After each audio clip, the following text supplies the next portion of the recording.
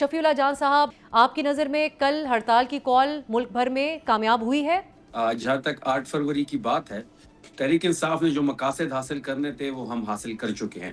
کل آپ نے دیکھا ہوگا کہ پاکستان کا کوئی ایسا حلقہ نہیں تھا یا کوئی ایسا صوبہ نہیں تھا یا بلکہ ایسا کوئی ضلع نہیں تھا جہاں پہ شٹر ڈاؤن نہ ہو، ہڑتال نہ ہو، پہیہ جام نہ ہو اور لوگ جو ہے وہ سراپا احتجاج نہ ہو۔ ریلیز بھی نکالی گئی، شٹر ڈاؤن بھی ہوا اور اس کے ساتھ ساتھ پہیہ جام بھی ہوا۔ اور ایک دفعہ پھر آپ نے دیکھا ہوگا کہ 8 فروری 2024 کو جس طریقے سے لوگوں نے عمران خان صاحب کو ووٹ دیا تھا، اسی طریقے سے کل لوگ سڑکوں پہ تھے اور سراپا احتجاج کر رہے تھے اور اپنے مینڈیٹ کی واپسی کر رہے تھے۔ ان کی ووٹ کی جو طاقت تھی وہ چھینی گئی، اس کے خلاف سراپا احتجاج تھے۔